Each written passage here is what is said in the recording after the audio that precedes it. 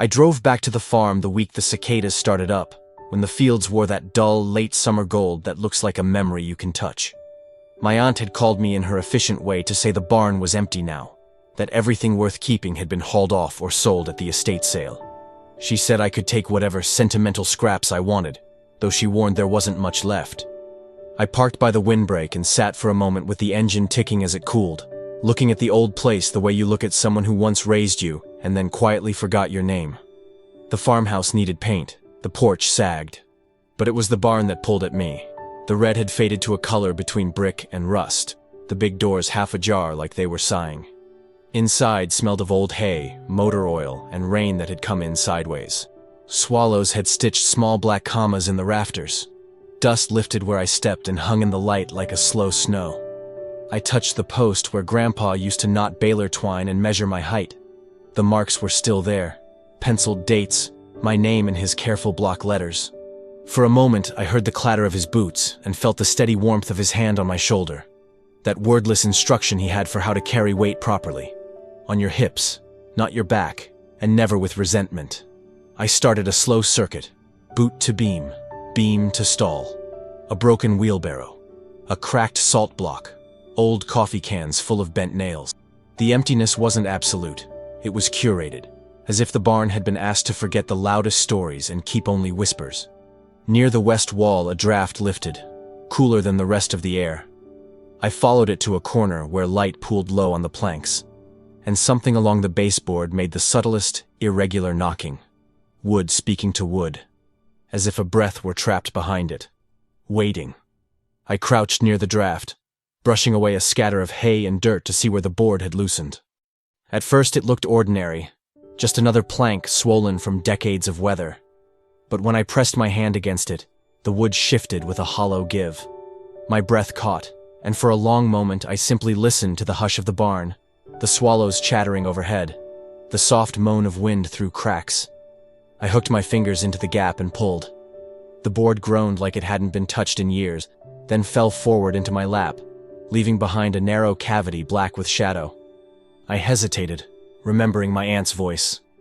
It's empty. Nothing worth keeping. But the air that rose out was cool and dry, different from the must of hay. I slid my arm in cautiously, fingertips grazing something hard, smoother than splintered wood.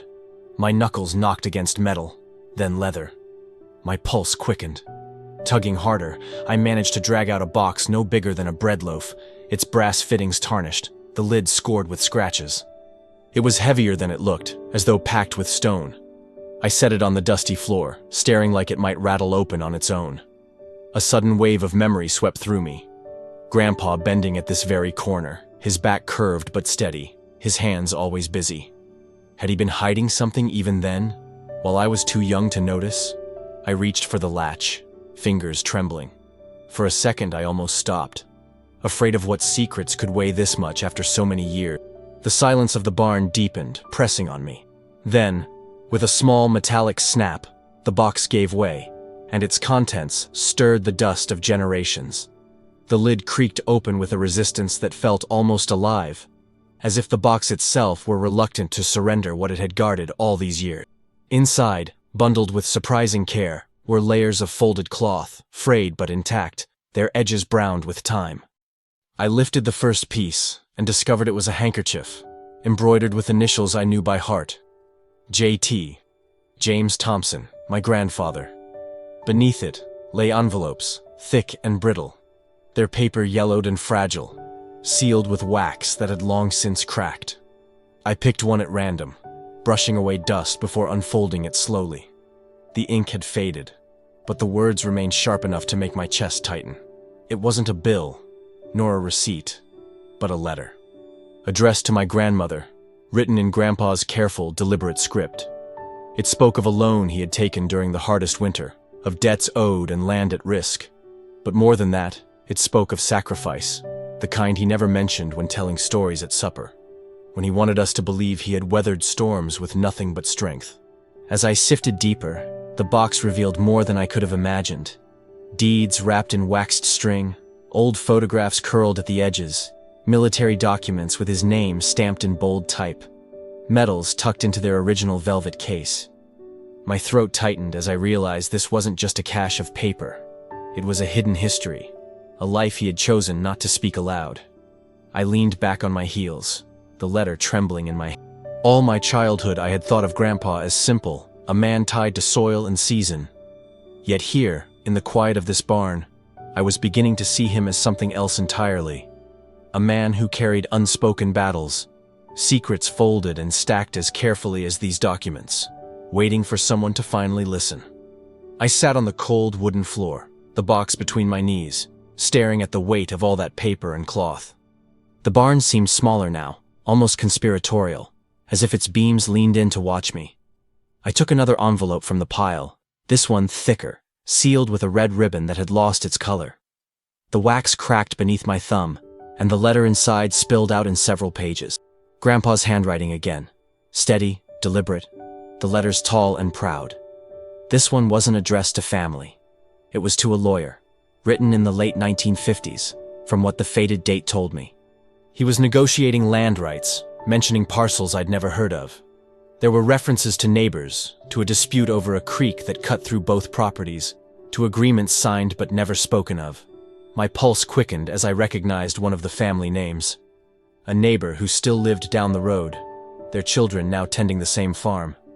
I tucked the letter back into its envelope and reached for a bundle of folded deeds, tied with twine so brittle it crumbled in my hands. The ink was smudged in places, but the words were undeniable. Acreages, signatures, and Grandpa's name scrawled across every page. It hit me that he had owned far more than the patchwork of fields I remembered.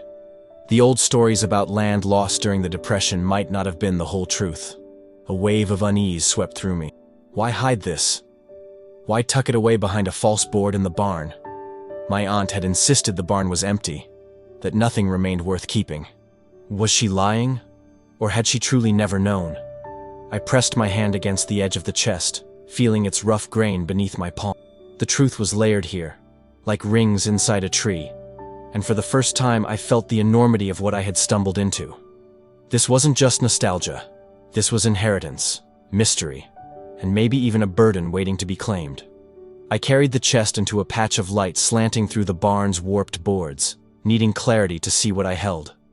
Dust swirled around me, catching the sun like flecks of gold. I dug deeper, past the folded deeds and fragile letters, until my fingers brushed something solid, wrapped in canvas. I pulled it free with both hands, unrolling the cloth slowly. Inside was a ledger, bound in cracked leather, its cover worn smooth by years of touch. The clasp was still intact, though rusted, and it gave way with a hesitant snap when I pried it open. The handwriting inside wasn't as steady as the letters. It was more urgent, as if written late at night under the flame of a kerosene lamp. Each page held columns of numbers, notes in the margins, names I half recognized from stories Grandpa used to tell. Neighbors, merchants, men who came by to barter over cattle or corn. But what stunned me was the pattern I began to notice. The entries weren't just about sales and debts. They were about loans Grandpa had given. Sums of money, not small, extended quietly to families who had been on the edge of losing everything. I leaned closer, tracing one name with my fingertip. They still lived down the road, in the same farmhouse, raising the same herd. All those years I had thought of Grandpa as stern and practical, a man who pinched pennies and scolded waste. Yet here was evidence of generosity carried in secret, a kindness folded between ledger lines. Closing the book, I sat back against the wall, the weight of discovery pressing into me. He had built a story of himself as ordinary, perhaps even unremarkable, but in truth, he had been something more. A quiet keeper of lives, a guardian in the shadows. And now, with this chest, I was the only one who knew.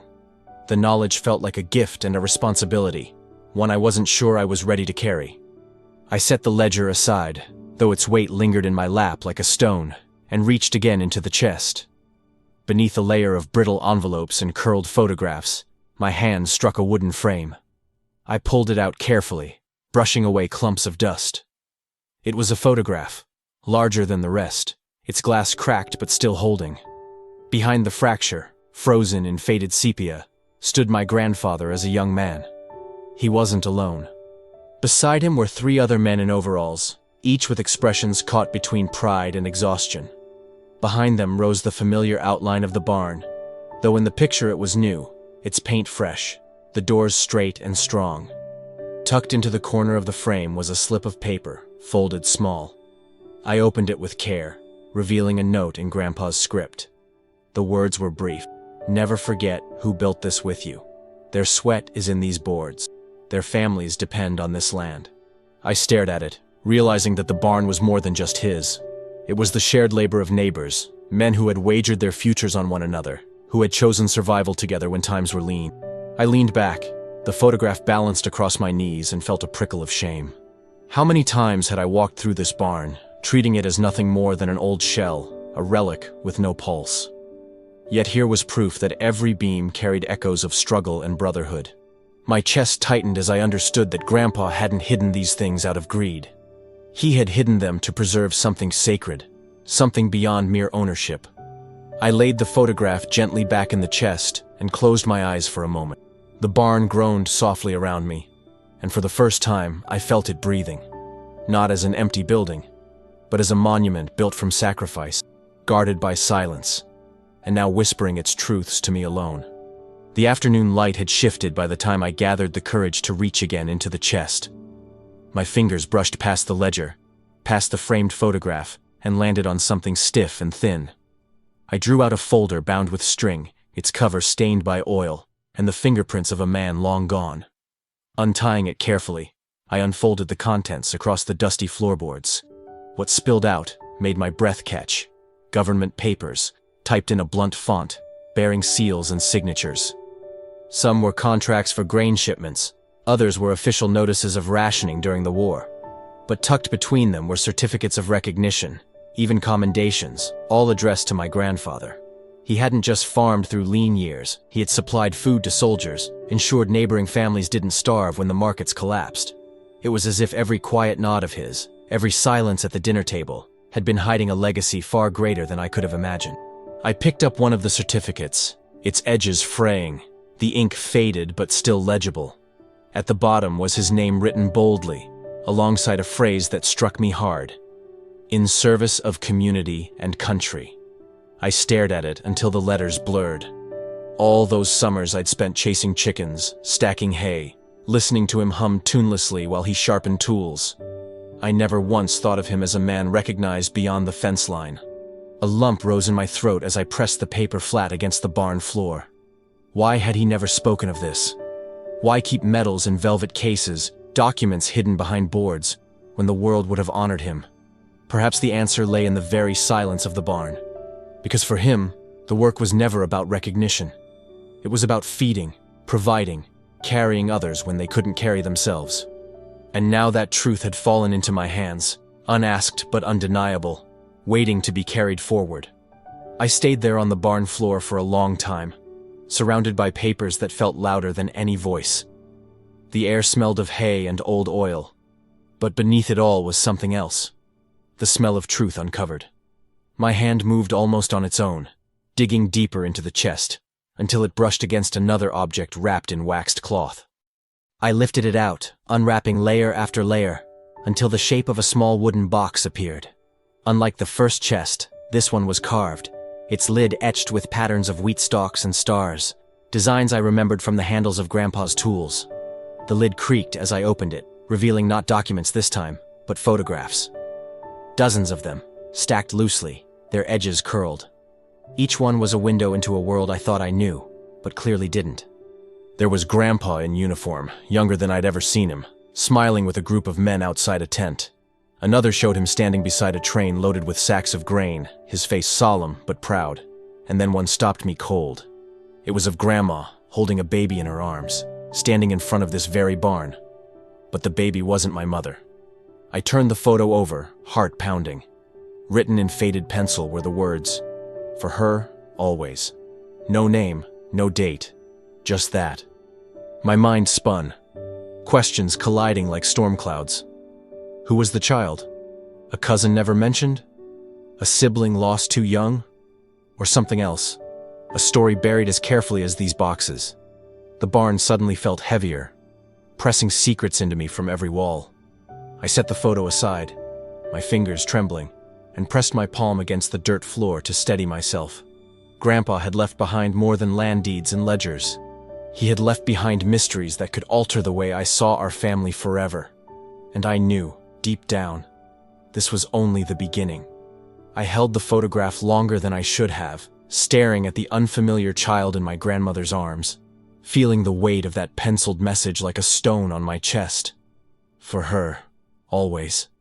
The words whispered louder than the cicadas outside, louder than the creak of the rafters. I placed it carefully on top of the stack and went back to the wooden box, my hands unsteady but driven. Beneath the photos were scraps of paper folded small, some no bigger than receipts. I opened one and found a note written hastily, almost desperate. It spoke of a journey to a nearby town, of arrangements to be kept quiet, of someone who must never know. I shuffled through more photographs. Grandma with other women, their arms linked, Grandpa shaking hands with men in suits I didn't recognize, children clustered together at church picnics. Faces blurred by time, but behind each smile lingered something unspoken. Then, buried near the bottom, I found a baptism certificate. The paper was thin, edges browned, the ink smudged but readable. The name on it was one I had never heard before, yet the last name was unmistakable. Thompson. My breath caught. I looked toward the farmhouse, its windows dark and still, and felt an ache run through me. Had my aunt known? Was this why she'd been so dismissive about the barn, so quick to say it was empty? Maybe she wanted these truths to stay hidden, the silence preserved. I leaned back against the wall, clutching the certificate, the barn filling with shadows as the sun slid lower. I wasn't just holding pieces of paper. I was holding fractures in our family's story, cracks no one had dared to name. And though part of me wanted to put it all back, to nail the board shut and leave it buried, another part knew the truth had already taken root.